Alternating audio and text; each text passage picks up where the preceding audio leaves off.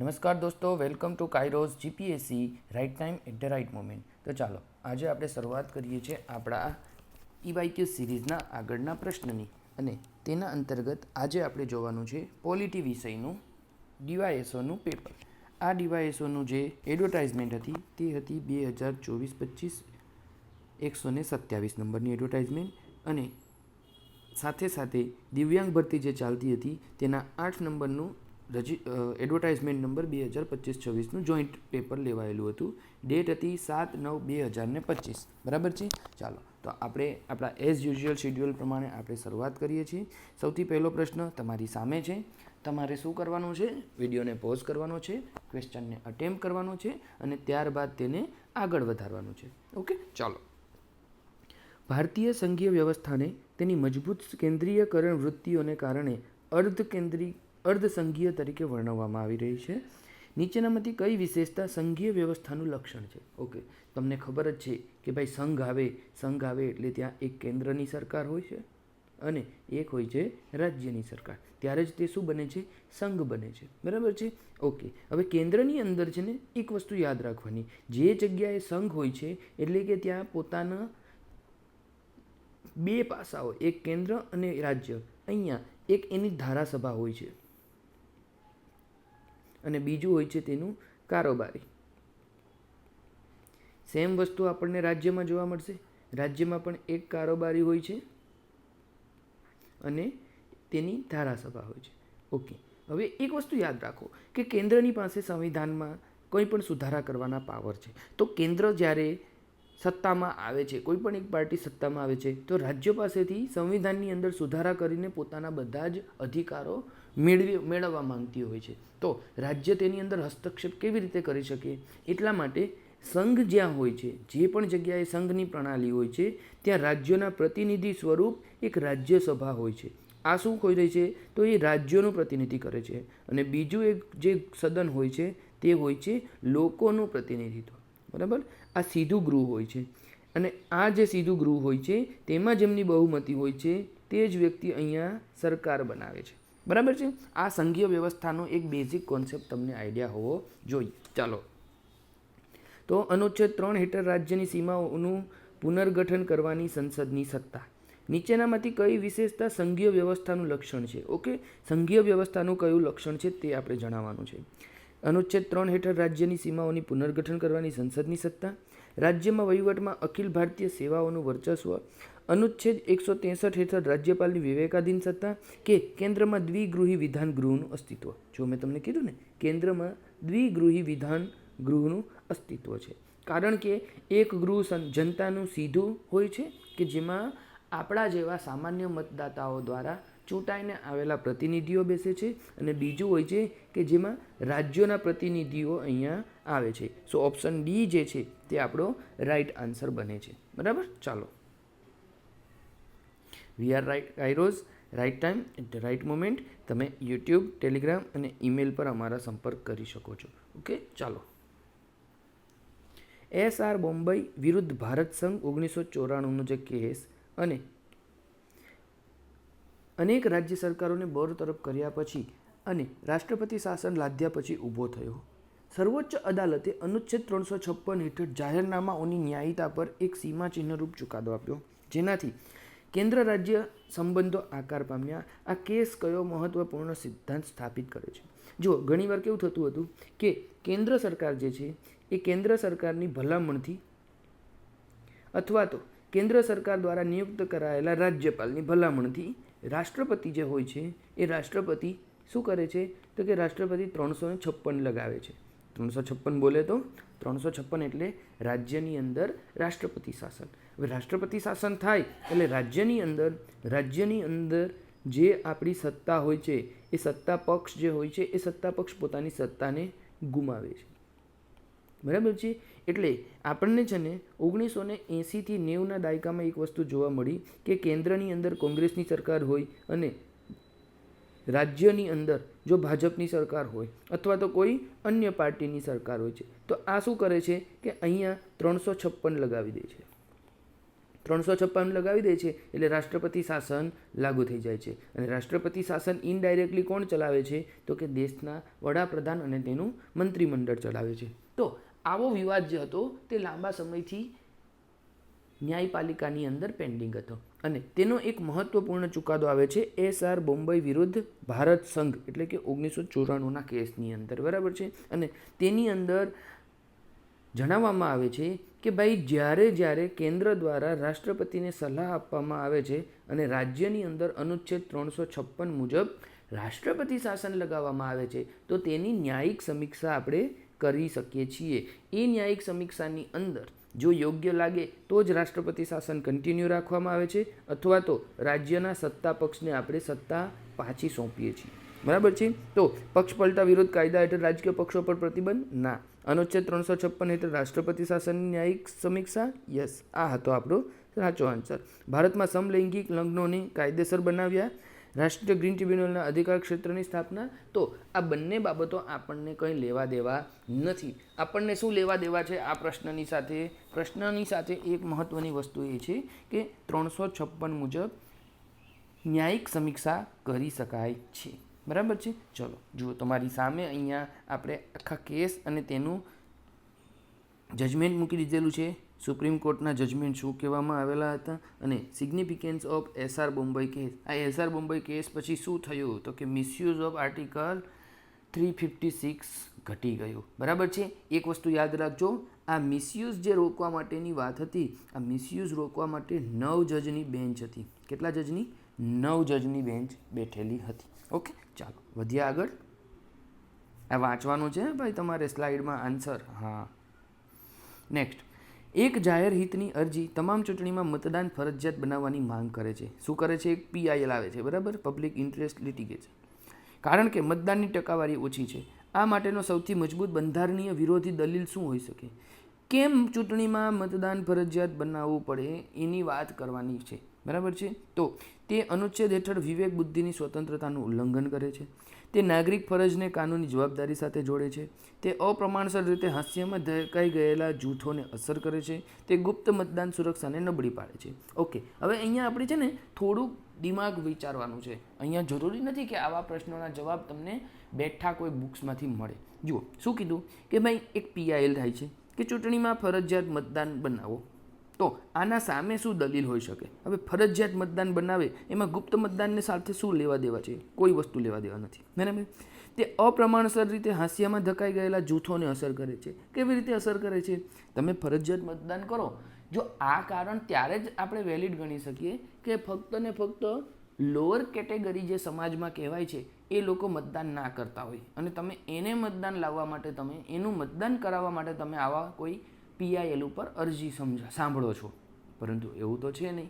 આપણે ત્યાં સિટી એરિયાની અંદર, એજ્યુકેટેડ એરિયાની અંદર અથવા તો જે મોસ્ટ પ્રિવિલેજ એરિયા છે ત્યાં પણ આપણને મતદાન કરતા નથી એવા લોકો જોવા મળે છે. તો શું થાય છે? એ પણ અહીંયા બંધ બેસતું નથી. બીજું ઓપ્શન છે કે તે નાગરિક ફરજને કાનૂની જવાબદારી સાથે જોડે છે. ઓકે, હવે નાગરિક ફરજ જે છે તેને કાનૂની જવાબદારી છે જ નહીં, બરાબર છે. તમે આ વસ્તુ જે છે એ કરો તો બંધારણની વિરુદ્ધના ના કહેવાય, બંધારણના સપોર્ટમાં કહેવાય. આથી અહીંયા આન્સર આપતો નથી. પરંતુ જે મહત્વપૂર્ણ આન્સર છે કે તે અનુચ્છેદ હેઠળ વિવેક બુદ્ધિની સ્વતંત્રતાનું ઉલ્લંઘન કરે છે. આ બહુ મોટી વાત છે. કેમ? કારણ કે ઘણીવાર વોટ નથી આપવો આ પણ એક તમારો શું છે? વિરોધ છે. શું કહેવાય છે? એનો વિરોધ કહેવાય છે. આપણે ત્યાં અત્યારે સ્થાનિક સ્વરાજની ચૂંટણીઓ ચાલી રહી છે. આ સ્થાનિક સ્વરાજની ચૂંટણીની અંદર તમે જોયું હશે કે ઘણી બધી સોસાયટી, ઘણા બધા ગામની અંદર શું કરવામાં આવે છે કે વિરોધ કરવામાં આવે છે. વિરોધના સ્વરૂપે તે લોકો બેનર મૂકે છે અને બેનરમાં કહે છે કે ભાઈ કોઈ પણ નેતાએ અથવા કોઈ પણ પક્ષે અમારે ત્યાં આવવું નહીં. આ શું છે? એક પ્રકારનો વિરોધ છે, બરાબર. અને આ વિરોધ જે છે એ નાગરિકોની વિવેક બુદ્ધિની સ્વતંત્રતા છે, બરાબર. જો તમે ચૂંટણીમાં ફરજિયાત મતદાન કરો તો તમે તેમની વિવેક હેઠળ સ્વતંત્રતાનું ઉલ્લંઘન કરો છો. ઓકે, સો અહીંયા ઓપ્શન એ જે છે એ બંધ બેસતો આન્સર બને છે. ચાલો, મ્યુનિસિપલ કોર્પોરેશન જાહેર આરોગ્ય કટોકટીના હવાલો આપી પુનર્વસન વિના ઝૂંપડપટ્ટીઓ તોડી પાડે છે. કયું અધિકાર વિશ્લેષણ સૌથી સુસંગત છે? Just look at my friend. આપણે ડીવાયએસઓ ક્લાસ 3 અથવા તો આપણે એવું કહી શકીએ કે ભાઈ સુપર ક્લાસ 3ની એક્ઝામ આપી રહ્યા છીએ અને અહીંયા તમને કેટલા ડીપ લેવલના કોન્સેપ્ટ પૂછે છે. ફેક્ટ પૂછવાના જમાના હવે ગયા, બરાબર છે.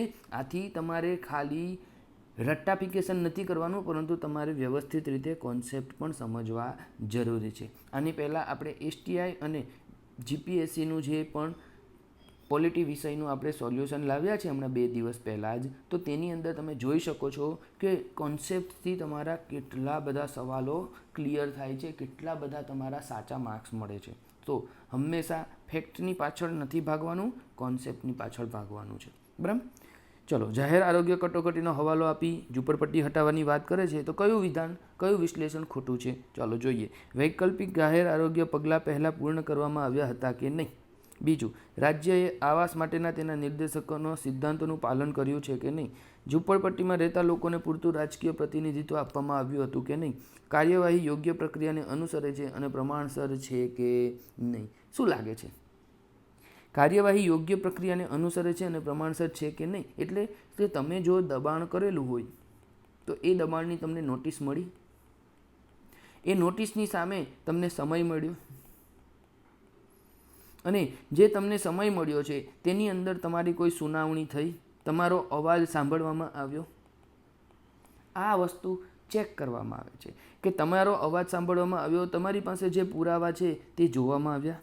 આ પ્રક્રિયાનું પાલન કરવું છે કે નથી કરતા તેના બેઝ ઉપર જ તેનો અધિકાર વિશ્લેષણ થાય છે. બાકી તેને રાજકીય પ્રતિનિધિત્વ આપ્યું છે કે નહીં, રાજ્યએ આવાસના નિર્દેશક સિદ્ધાંતોનું પાલન કર્યું છે કે નહીં, વૈકલ્પિક પગલાં લીધા છે કે નહીં, આ બધી બાબતો કેવી છે? ગૌણ છે. કેવી છે? ગૌણ છે. ઓકે, સો અહીંયા રાઈટ આન્સર શું બનશે? ઓપ્શન એ બનશે. ચાલો, ઓહો, ખૂબ સરસ. દર વખતે એક્ઝામમાં પૂછાતો પ્રશ્ન આપણી સ્ક્રીનની સામે છે કે ભારતીય બંધારણના આમુખ વિશે નીચેના વિધાનો ધ્યાને લો. પહેલું, તે વિધાનમંડળ માટે શક્તિનો સ્ત્રોત છે? નથી. ચોખ્ખી વાત છે, બધાને ખબર છે કે ભાઈ શક્તિનો સ્ત્રોત નથી. ચાલો, બીજું વાક્ય, તેમાં અનુચ્છેદ 368 હેઠળ સુધારો કરી શકાય છે? હા, આપણે ત્યાં ઓલરેડી એકવાર સુધારો કરવામાં આવેલો છે. બીજું વાક્ય, તેને બંધારણના ઓળખપત્ર તરીકે વર્ણવવામાં આવ્યું છે? આ પણ સાચી વાત છે. તે નાગરિકોને લાગુ પાડી શકાય તેવા અધિકારો પ્રદાન કરે છે? ના, એ લાગુ પણ નથી પાડી શકતું, તે કંઈ હટાવતું પણ નથી. ઇટ જસ્ટ એન સિમ્બોલ, બરાબર છે. તો અહીંયા બીજું અને ત્રીજું વાક્ય મારું સાચું છે. સો ઓપ્શન બી જે છે એ ઓપ્શન બી મારો રાઈટ આન્સર બને છે, બરાબર છે. અહીંયા તમે આપણું આમુખ જે છે, આપણું પ્રિએમ્બલને યાદ રાખી શકો છો. 85 વર્ડ્સ છે. કેટલા? 85 વર્ડ્સ છે. આ 85 વર્ડ્સ છે કે હતા? ચાલો, આનો મને જવાબ આપો. 85 વર્ડ્સ છે કે હતા? નેક્સ્ટ, નીચેનામાંથી કયું ભારતમાં કાયદાના શાસનની વિભાવનાને પ્રતિબિંબિત કરે છે? ઓકે, અનુચ્છેદ 14 હેઠળ કાયદા સમક્ષ સમાનતા. કાયદા સમક્ષ સમાનતા તો છે જ આપણા 14ની અંદર અનુચ્છેદમાં. બંધારણની સર્વોચ્ચતા, આ પણ આવશે. વહીવટી કાર્યવાહીની ન્યાયિક સમીક્ષા, આ પણ આવશે. ન્યાયતંત્ર પર સાંસદીય સાર્વભૌમત્વ, ના, આ આપણા ભારતમાં નથી. આપણા દેશની અંદર ન્યાયપાલિકા એકદમ સ્વતંત્ર છે. કેવું છે? સ્વતંત્ર છે. જો તમને કોઈ પૂછે કે કયા પોઈન્ટ ઓફ વ્યૂથી ન્યાયપાલિકા સ્વતંત્ર છે, તો યાદ રાખજો, તમારે એક વસ્તુ મહત્ત્વની યાદ રાખવાની છે. એક તો તેમની નિયુક્તિ. નિયુક્તિ કોના આધારે કરવામાં આવે છે? તો કે કોલેજિયમ પદ્ધતિના આધારે કરવામાં આવે છે. અને આ કોલેજિયમ પદ્ધતિ એટલે દુનિયાની એક વિશેષ પદ્ધતિ છે કે જેમાં જજ પોતે જ જજને નિયુક્ત કરતા હોય છે, બરાબર છે. બીજું, એમની પાસે છે જ્યુડિશિયલ રિવ્યૂનો પાવર, બરાબર. આ જ્યુડિશિયલ રિવ્યૂના પાવરના હેઠળ કોઈ પણ નિયમ, કાનૂન, સુધારાઓ, બરાબર, કે સર્ક્યુલર, આ બધી વસ્તુની ઉપર એ ન્યાયપાલિકા ચકાસણી કરી શકે છે. આખું અથવા તો આંશિક તેમાં રદ અથવા તો મુલતવી પણ રાખી શકે છે. ત્યારબાદ એક ખાસ મહત્ત્વની બાબત છે, અને એ છે કે ભાઈ ન્યાયપાલિકા કામ કેવું કરે છે તેની ચર્ચા સંસદમાં કરી શકાતી નથી. હા, સંસદમાં ખાલી ચર્ચા ક્યારે થશે? જ્યારે તમારે જજને હટાવવાની પ્રક્રિયા કરવાની હોય ત્યારે જ. એના સિવાય સંસદમાં ચર્ચા કરી શકાતી નથી. બરાબર છે. તો આ પણ શું થયું? ન્યાયપાલિકાની સ્વતંત્રતા થઈ. અન્ય એક વસ્તુ યાદ રાખો, contempt of court. Contempt of court, આ પાવરના લીધે પણ ન્યાયપાલિકા આપણા દેશમાં ખૂબ વધારે સ્વતંત્ર છે. ઓકે, સો અહીંયા મારો રાઈટ આન્સર બનશે ચોથું ખોટું હોવાથી ઓપ્શન એ 1, 2 અને 3. શેની વાત કરી છે? કાયદાના શાસનની વાત કરી છે.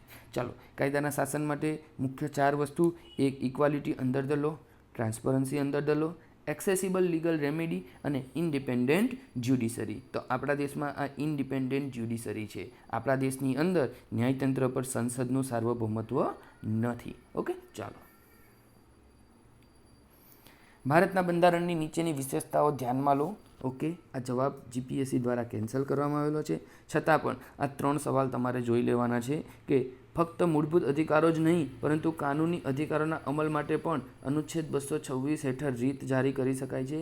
આ બધાને ખબર છે કે ભાઈ હાઈકોર્ટની અંદર તમે જઈ શકો છો.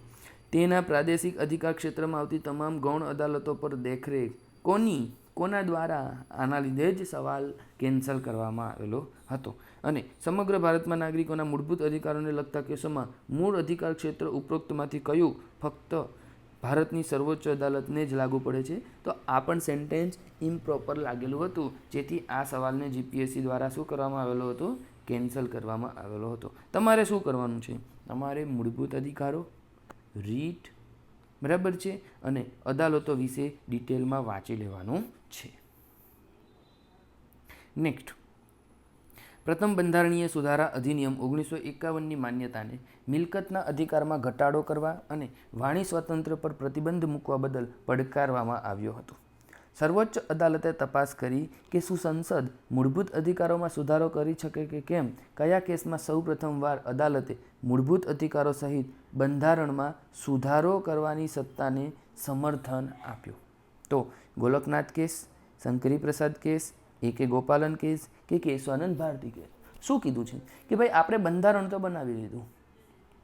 એ બંધારણની અંદર આપણે ડીપીએસપીની અંદર આપણે એક વાત કરી કે ભાઈ અમે લોકોને સામાજિક, આર્થિક અને રાજકીય ન્યાય આપીશું. બરાબર છે. હવે આર્થિક ન્યાય આપવા માટે શું કરવું પડશે કે જે આપણી દેશની અંદર અસમાનતા પ્રવર્તે છે તો તેમને આપણે સમાનતા તરફ લઈ જવું પડે. હવે અસમાનતા છે તેના માટે આપણે લોકો પાસે રહેલી પુષ્કળ સંપત્તિઓ, જમીનોની આપણે શું કરવું પડે? તો કે આપણે ફેરબદલી કરવી પડે.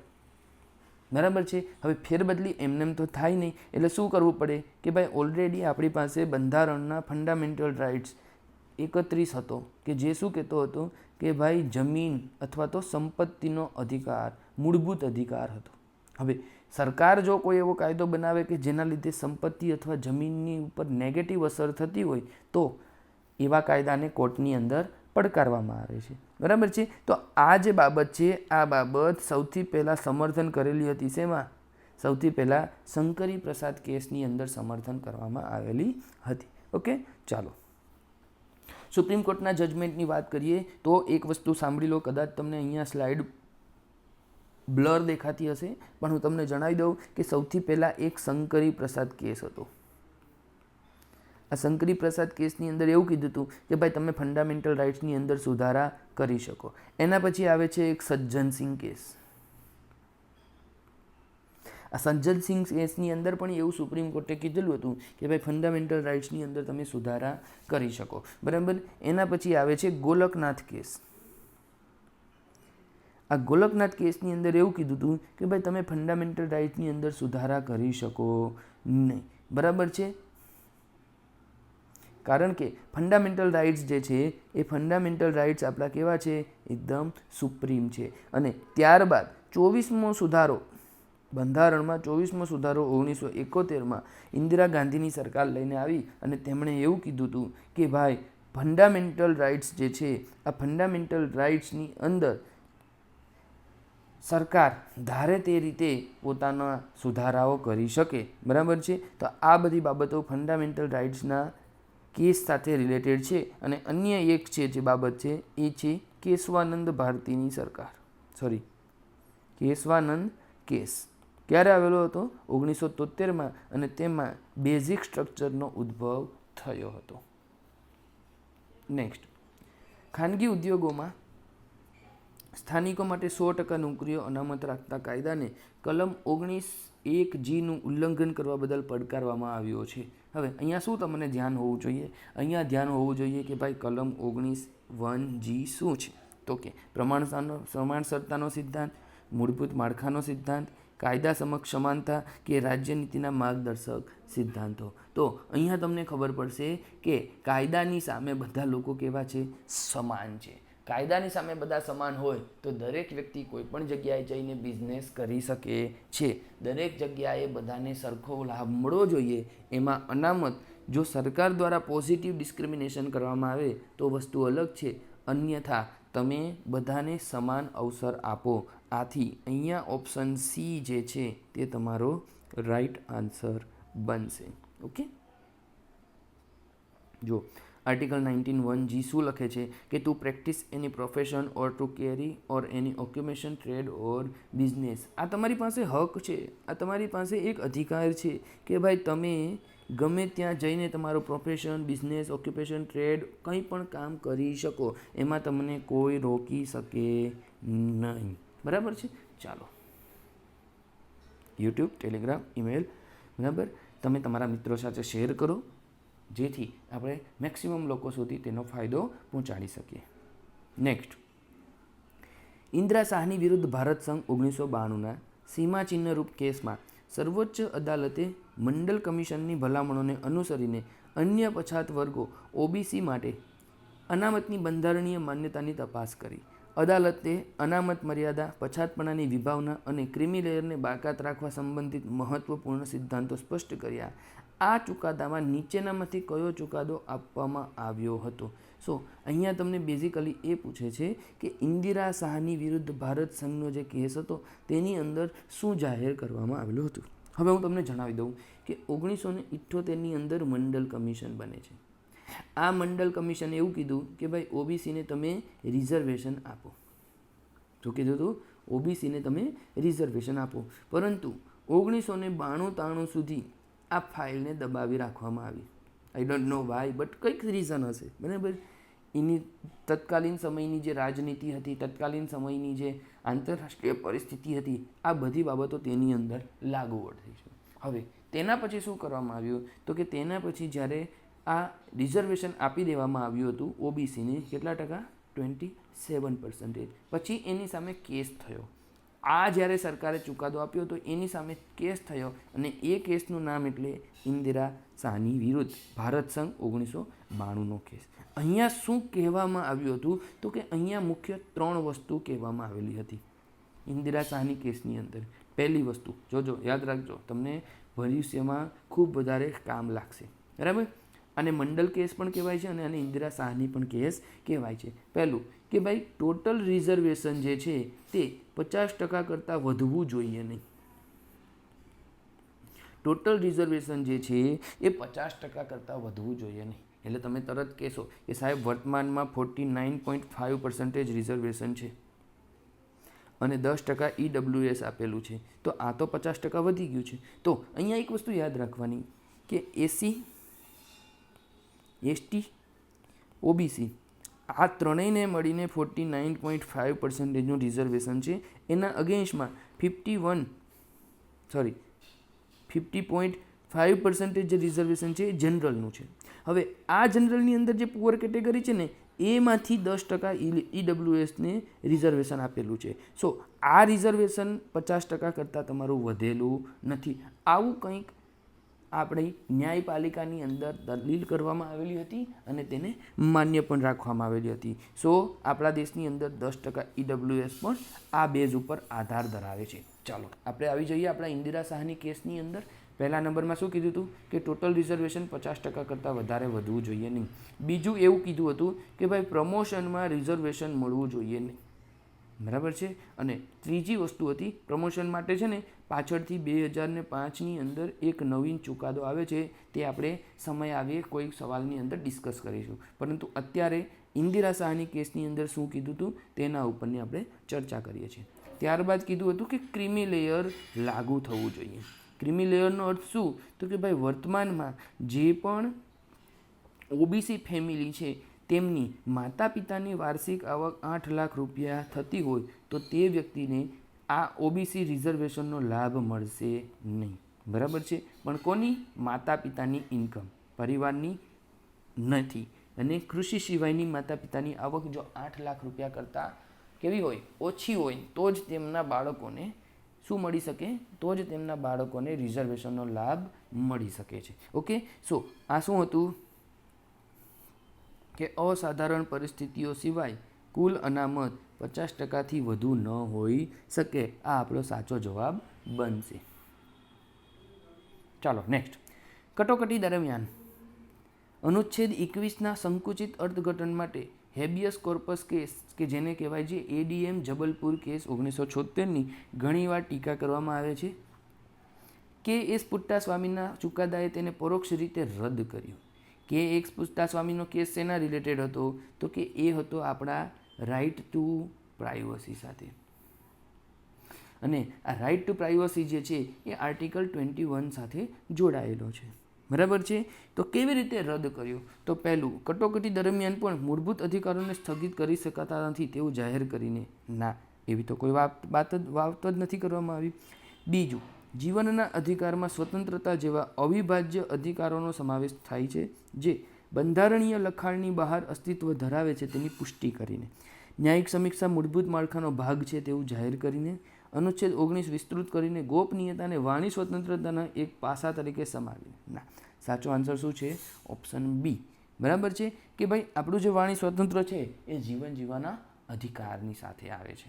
ઓકે, ચલો ઓપ્શન બી જે છે તે મારો રાઈટ આન્સર બને છે. નેક્સ્ટ, બંધારણમાં સમાવિષ્ટ લઘુમતીઓ અને સંઘીય રાજ્ય વ્યવસ્થાના રક્ષણ સાથે સંસદ પ્રત્યે જવાબદાર સંસદીય સરકારનો સ્ત્રોત ક્યાંથી લીધો? તો 1918માં કોંગ્રેસના અધિવેશનમાંથી, 25ના કોમનવેલ્થ બિલમાંથી, 27ના કોંગ્રેસના મદ્રાસના અધિવેશનના ઠરાવમાંથી, કે ઓપ્શન ડી નહેરુ સમિતિના અહેવાલમાંથી? તો નહેરુ સમિતિના અહેવાલમાંથી આ લીધેલું છે. હવે એક વસ્તુ ખાસ યાદ રાખજો, આ નહેરુ સમિતિના અધ્યક્ષ જવાહરલાલ નહેરુ હતા નહીં. કોણ હતું? મોતીલાલ નહેરુ હતા. બરાબર છે. ચાલો, કેસ અને પ્રશ્ન. ચાલો, શું કહે છે કે લોકસભા ચૂંટણી દરમિયાન 16.21 લાખ મતદારો લાયક હતા અને 10.26 લાખ મતદારોએ મતદાન કર્યું. કેટલાય લોકોએ કર્યું છે? 10.26 લાખ લોકોએ મતદાન કર્યું.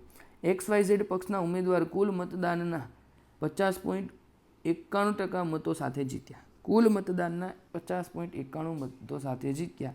તો પ્રશ્ન એ છે કે XYZ પક્ષના ઉમેદવારને ચૂંટાયેલા જાહેર કરવાનું મુખ્ય કારણ શું હતું?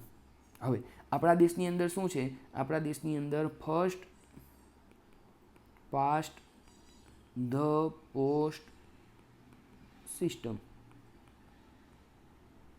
એવું સમજો કે આ એક તમારી સ્ટાર્ટિંગ લાઈન છે અને આ એક તમારી ફિનિશ લાઈન છે. બરાબર છે. અહીંયા 10 કેન્ડિડેટ ઊભા છે દોડવા માટે. બરાબર છે. આ 5 અને બીજા 3 4 ને આ બીજા 5. હવે આ 10 કેન્ડિડેટમાંથી જે વ્યક્તિ અહીંયા પહેલાં પહોંચશે એ વ્યક્તિ તમારો શું જાહેર થશે? વિજેતા જાહેર થશે. પણ સાહેબ કેટલા સમયમાં? તો કે કોઈ નક્કી નથી. એ ભલે અહીંયા ધીમે ધીમે 5 દિવસે પહોંચે, આ વ્યક્તિ ધીમે ધીમે 4 દિવસે પહોંચે, આ વ્યક્તિ ધીમે ધીમે અહીંયા 3 દિવસે પહોંચે. એમ જે સૌથી ઓછા સમયમાં પૂરું થશે એ વ્યક્તિ વિજેતા બનશે. એવું જરૂરી નથી કે તમારે આટલા ટાઈમમાં પાર થઈ જ જવાનું છે. એવી રીતે ભારતની અંદર જે ચૂંટણી છે એમાં એક નિયમ એવો છે જેને કહેવાય છે first past the post system. બીજા કરતાં તમને વધુ મત મળવા જોઈએ. સપોઝ કરો કે કોઈ જગ્યાએ 10 કેન્ડિડેટ ઊભા છે અને 100 મતદાતા છે, તો બધા મતદાતાને 7-7 એવી રીતના વોટ મળે છે અને એક ભાઈને 12 વોટ મળે છે. તો આ 12 વોટ જે વ્યક્તિને મળે છે એ વ્યક્તિ વિજેતા જાહેર થાય છે. બરાબર છે. તો અહીંયા ઓપ્શન બી છે કે ઉમેદવારે બધા સ્પર્ધકોમાં સૌથી વધુ મત મેળવ્યા. કયા આધારે કહી શકો? 50.91% આધારે. આ બંને આંકડા તમને કન્ફ્યુઝ કરવા આપેલા છે. નેક્સ્ટ નિવેદન છે અને તેનું કારણ છે કે બંધારણ વ્યક્તિગત સ્વતંત્રતાઓનું રક્ષણ કરવા માટે સરકારી સત્તાઓને પ્રતિબંધિત કરે છે. કારણ તે નાગરિકોના અધિકારોનું રક્ષણ કરવા માટે મૂળભૂત અધિકારોની ખાતરી આપે છે. તો અહીંયા નિવેદન અને કારણ જે છે તે બંને સાચા છે અને કારણ એ નિવેદનની સાચી સમજૂતી પણ છે. કારણ શું છે કે ભાઈ જેમ તમને અધિકાર છે તેમ બધાને અધિકાર છે, તો તમારા અધિકાર ત્યાં સુધી જ લાગુ થશે જ્યાં સુધી બીજા વ્યક્તિના અધિકારોનો ભંગ થતો નથી. બીજા કોઈના અધિકારોનો ભંગ થતો નથી ત્યાં સુધી જ તમારો અધિકાર જળવાયેલો રહેશે. બરાબર. સો અહીંયા ઓપ્શન એ જે છે તે આપણો સાચો આન્સર બનશે. ચાલો, નિવેદન છે અને તેનું કારણ છે. કટોકટીના કારણે પ્રેસની સ્વતંત્રતા સહિત નાગરિક સ્વતંત્રતાઓ સ્થગિત થઈ ગઈ. કારણ તો કે સરકારે બંધારણની કલમ 352નો ઉપયોગ કરી અને આંતરિક અશાંતિને કાબૂમાં લેવા માટે કટોકટી જરૂર હોવાનો દાવો કર્યો હતો. હવે અહીંયા કેવું છે ખબર? વાક્ય બંને સાચા છે. આવું થયું હતું, આવું પણ થયું હતું, પણ બંનેને એકબીજા સાથે ડાયરેક્ટ કંઈ લાગતું ઓળખતું નથી. બંને બાબતો કેવી છે? અલગ અલગ છે. સો બંને અલગ અલગ હોવાથી ઓપ્શન બી જે છે એ ઓપ્શન બી મારો રાઈટ આન્સર બનશે.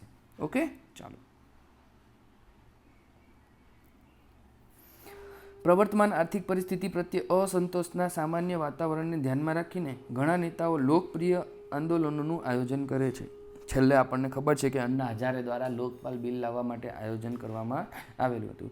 નીચેના રાજકીય આંદોલનોને તેમના નેતાઓ સાથે યોગ્ય રીતે જોડો. જોયું? India after independence.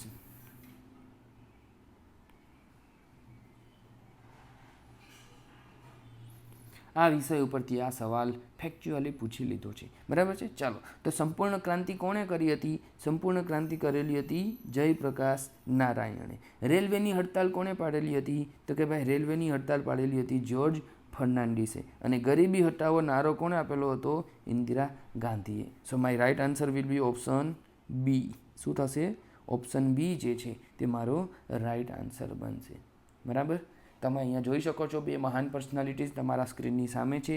એક છે જ્યોર્જ ફર્નાન્ડીસ અને બીજા છે આપણા જયપ્રકાશ નારાયણ. ચાલો, નીચેનામાંથી કયો બંધારણના અનુચ્છેદ 21નો ભાગ છે? બરાબર. જુઓ, આપણું છે ને અનુચ્છેદ 21 જે છે ને એને લિવિંગ ટ્રી કહેવાય છે. શું કહેવાય છે? Living tree. લિવિંગ ટ્રી એટલે શું કરે? એની દાળ વધતું જાય, એ દાળની અંદર જે દાળ હોય છે એ દાળની અંદર અલગ અલગ એની કૂંપળો ફૂટતી જાય અને એ મોટું થતું જાય છે. બરાબર છે. આ એક ઝાડ હોય છે, એક ઝાડનું એક બાજુની દાળ મોટી થતી જાય એમ ધીમે ધીમે ધીમે ધીમે આપણા દેશની અંદર અનુચ્છેદ 21 જે છે એ મોટો થતો જાય છે. કારણ કે સમયાંતરે ભારતની જે ન્યાયપાલિકા છે એ ન્યાયપાલિકા ઘણી બધી બાબતોને આપણા અનુચ્છેદ 21માં શું કરે છે? સમાવેશ કરે છે. બરાબર.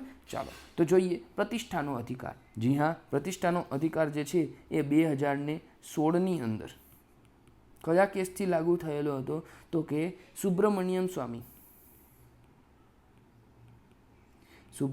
સ્વામી વિરુદ્ધ ભારત સંઘ. આ કેસની અંદર સુપ્રીમ કોર્ટે તેને સમાવેશ કરેલો હતો અનુચ્છેદ 21માં. બીજું, ડૉક્ટરની સહાયનો અધિકાર.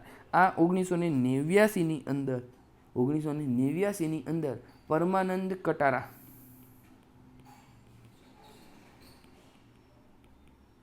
વિરુદ્ધ ભારત સંઘની સામે સુપ્રીમ કોર્ટે જાહેર કરેલો હતો. અને ત્રીજું છે વિદેશ જવાનો અધિકાર. આ વિદેશ જવાનો અધિકાર જે છે એ 1978માં મનેકા ગાંધી, આ એ જ ઇન્દિરા ગાંધીના શું થાય છે? ઇન્દિરા ગાંધીના વહુ થતા હતા. બરાબર ને? સંજય ગાંધીના વાઇફ મેનકા ગાંધી જે છે, જો મારી મિસ્ટેક થતી હોય તો તમે જણાવજો, પણ તો લગભગ તો મને ખબર છે ત્યાં સુધી એ જ હતા. ઓકે, હવે આ ત્રણેય વ્યક્તિના નામમાં કદાચ કંઈ આમ તેમ મિસ્ટેક થઈ હોય ઉચ્ચારણમાં તો હું માફી માગું છું. પણ આ લોકોના જે કેસ હતા સુબ્રમણ્યમ સ્વામી વિરુદ્ધ ભારત સંઘ 2016માં સુપ્રીમ કોર્ટે કીધું કે પ્રતિષ્ઠાનો અધિકાર એ અનુચ્છેદ 21નો ભાગ છે. ડૉક્ટરની સહાયનો એ પણ આનો છે અને વિદેશ જવાનો છે એ પણ આનો ભાગ છે. સો મારો રાઈટ આન્સર બનશે ઓપ્શન ડી 1, 2 અને 3. ચાલો નેક્સ્ટ. ભારતના સંઘીય માળખા વિશે નીચેના વિધાનો ધ્યાને લો. ભારતની બંધારણીય વ્યવસ્થા મૂળભૂત રીતે સંઘીય છે, પરંતુ તેમાં નોંધપાત્ર એકાત્મક તત્વોનો પણ સમાવેશ છે. તો તમે અમારા PYQs જોયા હશે તો આ વાક્ય તમે આંખ બંધ કરીને સાચું કરી શકો છો. બીજું, ભારતીય સંઘને સ્વાયત્ત રાજ્યો વચ્ચેના કોઈપણ કરાર અથવા કરારનું પરિણામ ગણી શકાય નહીં. બરાબર છે. આપણે ત્યાં અનુચ્છેદ 3 છે તેમાં કોઈ બાબતનો ઉલ્લેખ નથી. કેન્દ્ર સરકાર ધારે તેમ કોઈની સીમામાં, નામમાં, કદમાં ફેરફાર કરી શકે છે. સો સાચું પૂછ્યું છે તો આપણો સાચો આન્સર બનશે ઓપ્શન સી 1, 2 અને 3. બરાબર. જો અહીંયા તમારી સામે ફેડરલ ફીચર્સ, સંઘીય ફીચર્સ કોને કહેવાય અને એકાત્મક ફીચર્સ કોને કહેવાય તેની વાત કરેલી છે. એકવાર તમે વાંચી લેજો. નેક્સ્ટ, કંટ્રોલર અને ઓડિટર જનરલ ઓફ ઇન્ડિયા નીચેનામાંથી કયા અથવા તો કયું એડિટ કરે છે? આને કહેવાય ફેક્ટ. શું કહેવાય? આને કહેવાય ફેક્ચ્યુઅલ સવાલ. ચાલો, પહેલું નાણાકીય અને અનુપાલન ઓડિટ, બીજું શાસન નીતિ અને સામાજિક ઓડિટ, ત્રીજું કામગીરી ઓડિટ અને ઇલેક્ટ્રોનિક ડેટા પ્રોસેસિંગ ઓડિટ. તો આ 3 પ્રકારના ઓડિટ આપણા CAG કરે છે. So my right answer will be option D 1, 2 અને 3. બરાબર. આમાં કંઈ સમજવાનું નથી, આમાં તમારે યાદ જ રાખવાનું છે. નેક્સ્ટ, પંચાયત અનુસૂચિત વિસ્તારોનું વિસ્તરણ અધિનિયમ એટલે કે જેને શું કહેવાય છે? પેસા કહેવાય છે. આ પેસા તરીકે ઓળખવામાં આવે છે. તેમાં 9 રાજ્યોના આદિવાસી પ્રદેશોમાં પંચાયતની જોગવાઈઓ લાગુ કરવા માટે ઘડવામાં આવ્યો હતો. તો તેમાં કોનો સમાવેશ થતો નથી? ગુજરાતનો, હિમાચલ પ્રદેશનો, મહારાષ્ટ્રનો કે પશ્ચિમ બંગાળનો? તો આંખ બંધ કરીને ગુજરાત ટીક કરવાની જરૂર નથી, નહીંતર શું કરશો? 0.30નું ઇનામ લઈને આવશો અને ઇનામ કેવું છે? માઇનસ વાળું છે. સાચો આન્સર શું આવશે? ઓપ્શન ડી પશ્ચિમ બંગાળ આવશે. બરાબર છે. જો આ જે તમારી સામે ગ્રીન કલરના જે તમને સ્ટેટ્સ દેખાય છે તેની અંદર 5મું અનુસૂચિ લાગુ થયેલી છે. તમે જોઈ શકો છો કે આ હિમાચલ પ્રદેશ છે, રાજસ્થાન છે, ગુજરાત છે, MP છે, MH છે, તેલંગાણા છે, આંધ્રપ્રદેશ છે, છત્તીસગઢ છે, ઝારખંડ છે અને ઓડિશા છે. જ્યારે 6ઠ્ઠી અનુસૂચિ જે છે એ છે આસામ છે, મેઘાલય છે, ત્રિપુરા છે અને મણિપુર છે. બરાબર છે. તો આટલા રાજ્યોની અંદર આ વસ્તુ લાગુ થયેલ છે. સોરી, આ મિઝોરમ છે. ઓકે. નેક્સ્ટ, નીચેનામાંથી ગ્રામ પંચાયતોની કઈ કઈ જવાબદારીઓ છે? પાણીના સ્ત્રોત, રસ્તા, ડ્રેનેજ અને આ બધી સુવિધાઓનું નિર્માણ કરવું, સ્થાનિક કર લાદવાને એકત્રિત કરવા, ગામમાં રોજગારીની તકો ઊભી કરવા સરકારી પહેલનો અમલ કરવો. તો 3 વસ્તુ તો લાગુ થયેલી જ છે ને. બરાબર કે નહીં? 1, 2 અને 3. હવે એક માઇનર ડિફરન્સ તમને હું જણાવી દઉં. એક છે પંચાયતી રાજ અને બીજું છે મ્યુનિસિપલ પાલિટી. અહીંયાનો અનુચ્છેદ યાદ રાખવાનો છે તમારે 243G. 243G. જ્યારે અહીંયા તમારે યાદ રાખવાનો છે 243W. બરાબર છે. 11મી અનુસૂચિની અંદર આનું સ્થાન છે, આનું સ્થાન 12મી અનુસૂચિમાં છે. બરાબર. અહીંયા 29 વિષયો ઉપર કામગીરી કરવાની હોય છે, જ્યારે મહાનગરપાલિકાને 18 વિષયોની સૂચિ આપેલી છે. બરાબર. 73માં બંધારણીય સુધારા દ્વારા, જ્યારે આ 74માં બંધારણીય સુધારા દ્વારા લાગુ કરવામાં આવેલું હતું. સો ઓપ્શન સી આપણો રાઈટ આન્સર બનશે. નેક્સ્ટ, મેનકા ગાંધી અથવા મનેકા ગાંધીનો કેસ નીચેમાંથી કઈ કલમ સાથે જોડાયેલ છે? હમણાં જ તમને કીધું. શેનામાં સાથે જોડાયેલો હતો? ઓપ્શન બી વ્યક્તિની સ્વતંત્રતા અને વ્યક્તિગત સ્વતંત્રતા. જોજો બંને વાક્યો અલગ છે. વ્યક્તિની સ્વતંત્રતા અને વ્યક્તિગત સ્વતંત્રતા. ઓકે. ચાલો, સ્માર્ટ સિટી મિશન દ્વારા અપેક્ષિત સ્માર્ટ સિટી સુવિધાઓના નીચેના પાસાઓ ધ્યાને લો. તમે ધ્યાને લઈ શકો છો, પરંતુ GPSCએ આ સવાલને કેવો કરેલો છે? કેન્સલ કરેલો છે. નેક્સ્ટ, ભારતીય સ્વતંત્રતા અધિનિયમ 1947 વિશે નીચેના વિધાનો ધ્યાને લો. જ્યાં સુધી નવું બંધારણ ન બને ત્યાં સુધી સંઘીય અને પ્રાંતીય બંને સરકારો ભારત સરકાર અધિનિયમ 1935 દ્વારા સંચાલિત રહેશે. વાક્ય કેવું છે? વાક્ય સાચું છે. બીજું, આ કાયદાએ ભારતીય રાજ્યો પર તાજના આધિપત્યનો અંત લાવ્યો. 1947થી ભારતમાં તાજનું આધિપત્યનો અંત આવ્યો. તો આ વાક્ય પણ સાચું છે. ત્રીજું, મહામહિમ સંઘીય વિધાનસભાની ભલામણ મુજબ ગવર્નર જનરલની નિમણૂક કરશે. તો આ વાક્ય સાચું છે, ખાલી એક શબ્દ ખોટો છે અને એ છે મહામહિમ. કારણ કે મહામહિમ એટલે રાષ્ટ્રપતિ, જ્યારે જે તે સમયે રાષ્ટ્રપતિને આટલા પાવર આપેલા હતા નહીં. કયા અનુચ્છેદ અંતર્ગત, કયા કાનૂન અંતર્ગત? તો કે ભારતીય સ્વતંત્રતા અધિનિયમ 1947માં મહામહિમ સંઘીય વિધાનસભાની ભલામણ મુજબ ગવર્નર જનરલની નિમણૂક કરશે એવું કીધું હતું નહીં. તેના બદલે શું કીધેલું હતું? બ્રિટનના ક્રાઉન નક્કી કરશે. સો ત્રીજા નંબરનું વાક્ય મારું ખોટું છે. ત્રીજા નંબરનું ખોટું છે એ જે લોકોને જાણવું હતું, ઓપ્શન એ મારો રાઈટ આન્સર બનશે. ચાલો જઈએ આગળ. કેન્દ્રીય તકેદારી યોગના મુખ્ય હેતુઓ કયા છે? તો કે સરકારી સંસ્થા દ્વારા તકેદારીના દ્રષ્ટિકોણથી હાથ ધરવામાં આવેલા બાંધકામ કાર્યોનું ટેકનિકલ ઓડિટ, લાંચ ભત્રીજાવાદ અને ઉચાપત સંબંધી કેસોમાં ફરિયાદીની તપાસ કરવી, દિલ્હીમાં ટેકનિકલ બાબતો અને મિલકતોના મૂલ્યાંકન અંગે સીબીઆઈને તેમની તપાસમાં મદદ કરવી. તો આ ત્રણેય બાબતો આપણા સીવીસીની સાથે જોડાયેલી છે. હવે સીવીસીની અમુક બાબતો તમને ખાસ યાદ હોવી જોઈએ. એક તો સીવીસી કેવી છે? બોડી બંધારણીય છે, વૈધાનિક છે કે પછી ખાલી તમારી એક્ઝિક્યુટિવ છે? તો કે સંથાનમ સમિતિના ભલામણના આધારે તેની રચના થઈ હતી 1964ની અંદર. બરાબર? એટલે ત્યારે તો એક્ઝિક્યુટિવ હતી, પરંતુ પાછળથી એના માટે આપણે એક્ટ લઈને આવ્યા હતા 2003માં, અને ત્યારથી એ કેવી બની? વૈધાનિક બોડી બની ગઈ છે. બરાબર છે?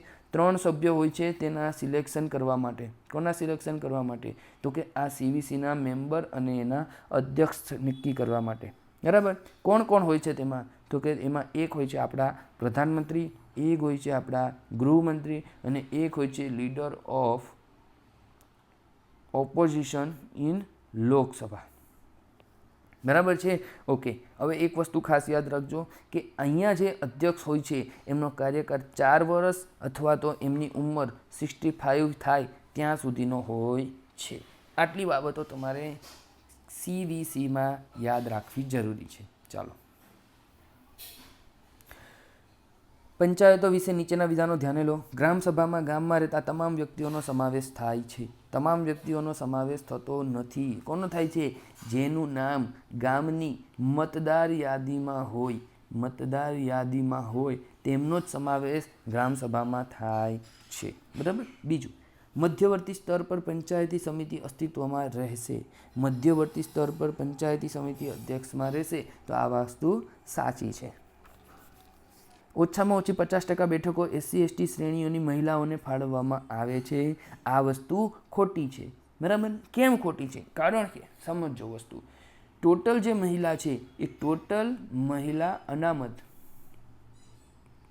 પંચાયતોની અંદર ભારતમાં કેટલું આપેલું છે? 33% આપેલું છે. જ્યારે ગુજરાતની અંદર આપણે કેટલું આપેલું છે? 50% આપેલું છે. હવે લોકસભા અને વિધાનસભાની અંદર કે જ્યાં સીધી ચૂંટણી થાય છે ત્યાં 33% મહિલા અનામત માટે આપણે શું લઈને આવ્યા? આપણે લઈને આવ્યા નારી શક્તિ વંદન અધિનિયમ, અને તેના આધારે આપણા બંધારણમાં આપણે 106મો સુધારો કરેલો છે. હવે આ 106મો સુધારો જલ્દીથી લાગુ થાય એના માટે 131મો સુધારો બિલ લઈને આવ્યા, જેમાં સરકારે શું થયું? સરકારની હાર થઈ. કારણ કે જોઈતા હતા 352 અને સરકારને વોટ મળ્યા કેટલા? 298. ઓકે. સો આ બધી બાબતો તમને અહીંયા ખબર પડશે. હવે આ 106મો જે બંધારણીય સુધારો છે તેના દ્વારા બંધારણની અંદર અનુચ્છેદ 330A ઉમેરેલા છે, અનુચ્છેદ 332A ઉમેર્યા છે અને અનુચ્છેદ 334A ઉમેર્યા છે. તો આટલી બાબતો તમારે યાદ રાખવાની છે. બરાબર છે? હવે આ 106મો બંધારણીય સુધારો જે છે એ યાદ રાખવાનો કે 15 વર્ષ માટે મહિલાઓને અનામતની જોગવાઈ કરે છે. કેટલા વર્ષ માટે? 15 વર્ષ માટે. પરંતુ એ ક્યારે? તો કે હવે પછી જ્યારે વસ્તી ગણતરી થાય, એ વસ્તી ગણતરી પછી જે સીમાંકન થાય તેના આધારે તેને 15 વર્ષ સુધી 33% મહિલા અનામત આપવાની વાત થઈ છે. બરાબર છે. અહીંયા SC/ST ને 50%ની વાત કોઈ ગ્રામપંચાયતોમાં કરેલી નથી. So my right answer will be option B, ફક્ત 2. ચલો, સર્ટિફિકેટ અને પ્રોહિબિશન આપવાના કારણો કયા છે? બરાબર છે. હવે એકચ્યુઅલી અહીંયા સર્ટિરરી લખવાનું હતું, પરંતુ એ લોકોથી મિસ્ટેક થઈ, સો તે લોકોએ કેન્સલ કરી દીધો છે આખો સવાલ જ. નેક્સ્ટ, નીચેનામાંથી ઝોનલ કાઉન્સિલના ઉદ્દેશ્યો કયા નથી? ઓકે, ઝોનલ કાઉન્સિલના ઉદ્દેશ્યો માટેનો પણ સવાલ કેવું કરી નાખેલ છે? કેન્સલ કરેલ છે. તમારે ઝોનલ કાઉન્સિલ શું છે એ વિશે ડિટેલમાં અભ્યાસ કરી લેવાનો રહેશે. નેક્સ્ટ, ભારત સત્તાના વિભાજનમાં સિદ્ધાંતનું પાલન કરે છે. સત્તાનું વિભાજન એટલે શું? તો કે જે ધારાઓ બનાવે છે એ ધારાસભા કામ કરશે, કારોબારી પોતાનું અમલવારીનું કામ કરશે અને ન્યાયપાલિકા પોતાનું ન્યાય આપવાનું કામ કરશે. આને કહેવાય સત્તાનું વિભાજન. બરાબર. પરંતુ તેમાં નિયંત્રણ અને સંતુલનની પ્રણાલીઓ પણ છે. ખાસ કરીને ભારત જેવા લોકશાહીમાં આ વ્યવસ્થા શા માટે જરૂરી છે? કે ભાઈ ધારાસભાવાળો આની ઉપર પણ દેખરેખ રાખે, ધારાસભાવાળો ન્યાયપાલિકા ઉપર પણ દેખરેખ રાખે. સેમ વસ્તુ, ન્યાયપાલિકા કારોબારીને પણ દબાવે અને ન્યાયપાલિકા ધારાસભાને પણ દબાવે, અને કારોબારી બંને બાજુ પોતાનું પ્રેશર કરી શકે છે. તો આ ભારતની એક યુનિક સિસ્ટમ છે. તેનો સાચો જવાબ શું છે? તો કે રાષ્ટ્રપતિએ જ બધા નિર્ણયો લેવા જોઈએ? ના. ન્યાયાધીશો સીધી ચૂંટાયેલી સરકારોને બદલી શકે છે? ના. સંસદ કોઈ કાયદો પસાર કરી શકતી નથી. હવે આમાં તો મને હસવું આવે છે. શું કીધું છે? સંસદ કોઈ કાયદો પસાર કરી શકતી નથી. ભાઈ સંસદનું કામ જ છે કાયદો પસાર કરવાનો. બરાબર છે. સાચો આન્સર છે ઓપ્શન સી, કે સત્તાના કેન્દ્રીકરણને અટકાવે છે અને કોઈ પણ એક શાખા દ્વારા સત્તાના સંભવિત દુરુપયોગ સામે નાગરિકોના અધિકારોનું રક્ષણ કરે છે. બરાબર. આ સત્તાનો વિભાજનમાં એવું છે કે ન્યાયપાલિકા બહુ સોલિડ ના બની જાય, કારોબારી ઉપર બધું ના આવી જાય, કે ધારાસભા બધું એક સાથે નિયમોની અંદર પોતાના હાથમાં સત્તાઓ લઈ નહીં. એટલા માટે આ આપણી નિયંત્રણ અને સંતુલનની પ્રણાલી અસ્તિત્વમાં છે. ઓકે, ચાલો નેક્સ્ટ સવાલ. અત્યાર સુધી નીચેના ભૂતપૂર્વ વડાપ્રધાનમાંથી કોને ભારત રત્ન એવોર્ડ મળ્યો છે? હવે આ લિસ્ટ તો તમારે યાદ રાખવું જ પડે. બરાબર છે. તો કે જવાહરલાલ નહેરુ, ઇન્દિરા ગાંધી, ચૌધરી ચરણસિંહને મળેલો છે, લાલ બહાદુર શાસ્ત્રી, અટલ બિહારીને મળેલો છે, મોરારજી દેસાઈ, રાજેન્દ્ર પ્રસાદને મળેલો છે, સર્વપલ્લી રાધાકૃષ્ણ, APJ અબ્દુલ કલામ અને પ્રણવ મુખર્જી, બધા જ લોકોને મળેલો છે. શું? Bharat Ratna award. Okay, so my right answer will be option D. ચલો નેક્સ્ટ. ન્યાયાધીશ KS પુટ્ટાસ્વામી વિરુદ્ધ ભારત સંઘના કેસમાં સુપ્રીમ કોર્ટે પુનરોચ્ચાર કર્યો કે ભારતીય બંધારણના અનુચ્છેદ 21 હેઠળ ગોપનીયતાનો અધિકાર એ મૂળભૂત અધિકાર છે. હા, સાચી વાત છે. ક્યારે કીધું? પુટ્ટાસ્વામીમાં જ કીધું છે. તમિલનાડુ રાજ્ય વિરુદ્ધ તમિલનાડુના રાજ્યપાલના ચુકાદામાં સર્વોચ્ચ અદાલતે જાહેર કર્યું કે રાજ્યપાલ દ્વારા ખરડાઓને મંજૂરી આપવાની અથવા રાષ્ટ્રપતિને મોકલવાની બાબતનો સમાવેશ ન્યાયિક સમીક્ષામાં થાય છે. હા, આ પણ વસ્તુ કીધેલી છે, કારણ કે આ કરંટ અફેર્સનો ભાગ છે. સો બંને વાક્ય સાચા છે. Option she will be my right answer. ચાલો નેક્સ્ટ. ભારતના ચૂંટણી પંચ વિશે નીચેના વિધાનો ધ્યાને લો. બ્રિટિશ ભારતમાં કોઈ ચૂંટણી વ્યવસ્થાપન સંસ્થા ન હોવાથી ચૂંટણી પંચની રચના સૌ પ્રથમવાર બંધારણ સભા દ્વારા સૂચવવામાં આવી. આ વસ્તુ સાચી છે. આ વસ્તુ સાચી છે. જ્યારે TN સેશન મુખ્ય ચૂંટણી કમિશનર હતા ત્યારે ભારતીય ચૂંટણી પંચ પહેલીવાર 3 સભ્યોની સંસ્થા બની હતી. ઓ માય ગોડ, આવો પ્રશ્ન તમને બહુ વધારે ડીપમાં અસર કરશે. બરાબર. પણ એક વસ્તુ યાદ રાખજો, તમને ખબર છે કે પહેલું વાક્ય તો સાચું છે, તો તમારું ઓપ્શન બી અને ઓપ્શન ડી આ બંને તો આવવાના નથી. હવે તમારી પ્રોબેબિલિટી બની ગઈ કેટલી? 50-50. તો જ્યારે પણ 50-50 પર આવી જાઓ ત્યારે તમારે એક સવાલ અટેમ્પ્ટ કરીને જ આવવાનો છે, એનો જવાબ આપીને જ આવવાનો છે. ઓકે, હવે આપણે થોડીક વાત કરી લઈએ ચૂંટણી કમિશનની. તો ચૂંટણી કમિશન એટલે ભારતનું આર્ટિકલ 324. બરાબર. તેની અંદર વાત કરેલી છે અને ભારતના મુખ્ય જે ઇલેક્શન કમિશનર હોય છે તેમની 6 વર્ષ અથવા તો 65 વર્ષ, બેમાંથી જે પૂરા થાય ત્યાં સુધીનો તેમનો કાર્યકાળ હોય છે. ઓકે, હવે 3 હતા, 4 હતા, 2 હતા, 1 હતા, આ બહુ એક રોલર કોસ્ટર જેવી વાત થઈ છે. કારણ કે 1950થી લાગુ કરી અને 1989 સુધી આપણા દેશની અંદર એક જ ઇલેક્શન કમિશન કામ કરતા હતા, બરાબર. 89થી લઈને 90 સુધી કેટલા કરી દીધા હતા? 3 કરી દીધા હતા. ત્યારબાદ પાછા 90ની સાલથી લઈને 1993 સુધી એક જ કરી દીધા હતા અને 93+ એટલે કે 1993થી 3 કાર્યરત છે.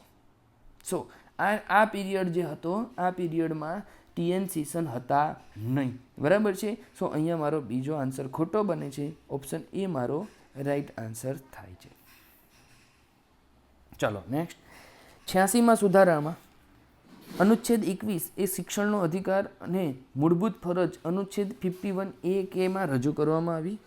જો કોઈ રાજ્ય અપંગ બાળકો માટે સુલભ શાળાઓ પૂરી પાડવામાં નિષ્ફળ જાય તો કયા કાનૂની ઉપાયો આ જોગવાઈઓના અમલ સાથે થાય છે, બરાબર છે. તમને બધાને ખબર છે કે 86મો બંધારણીય સુધારો 2002 લઈને આવેલા હતા અને તેની અંદર મુખ્ય 3 વસ્તુ એડ કરેલી હતી. કયું? તો કે અનુચ્છેદ 21A સુધારો કરેલો હતો, અનુચ્છેદ 45 અને અનુચ્છેદ 51A અંદર સુધારો કરેલો હતો. આ શું છે? આ છે આપણું ફંડામેન્ટલ રાઇટ્સ. આ શું છે? આ છે આપણી DPSP અને આ છે આપણી ડ્યુટી, બરાબર છે. ચલો પહેલું વાક્ય, અનુચ્છેદ 32 હેઠળ વિકલાંગ વ્યક્તિઓના અધિકારો અધિનિયમ 2016 સાથે વાંચવામાં આવતી અનુચ્છેદ 21A ના ઉલ્લંઘન માટે રીટ અરજી કરી શકાય છે. તો વાક્ય કેવું છે? બિલકુલ સાચું છે. અનુચ્છેદ 51A ને લાગુ કરવાની માંગ કરતી PIL કારણ કે મૂળભૂત ફરજો કાયદેસર રીતે બંધન કરતા છે. જુઓ આ જે ટ્રેપ શું છે? તમારા માટે ટ્રેપ છે અને આ વાક્ય કેવું છે? ખોટું છે, બરાબર. આ ખોટું વાક્ય હોવાથી તમારું બીજા નંબરનો જવાબ આવવાનો નથી. સો તમે ઓપ્શન ડી તમારો એલિમિનેટ થઈ ગયો. ચાલો ત્રીજું વાક્ય, રાષ્ટ્રીય માનવ અધિકાર આયોગને ફરિયાદ કારણ કે મૂળભૂત ફરજો ન્યાયપાત્ર નથી. હા, આ બંને વાક્ય જોઈ લીધી ને એટલે તમને ખબર પડશે કે ભાઈ 2 અને 3 ભેગા તો સાચો આન્સર બનશે નહીં. ઓકે, ત્રીજા નંબરનું સેન્ટેન્સ સાચું છે.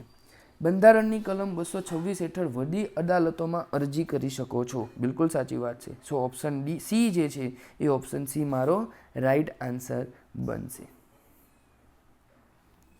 નીચેના બંધારણીય પદાધિકારીઓમાંથી કોને સંસદની 2/3 બહુમતી દ્વારા તેમના પદ પરથી દૂર કરી શકાય અને તે સંખ્યા હાજર અને મતદાન કરતા અડધાથી વધુ સભ્યોની હોવી જોઈએ? જવાબ યોગ્ય ના હોવાથી GPSCએ તેને કેન્સલ કરેલો હતો, બરાબર છે.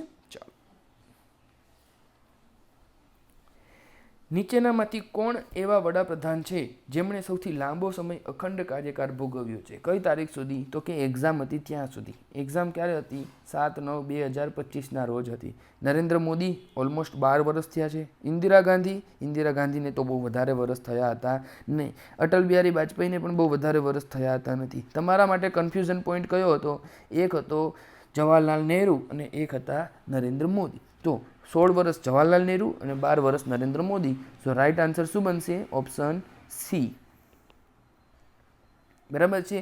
તો આ હતો વિદ્યાર્થી મિત્રો આપણો PY ક્વિઝની સિરીઝ અંતર્ગત આપણો વિડીયો અને VR Kairos right time at the right moment.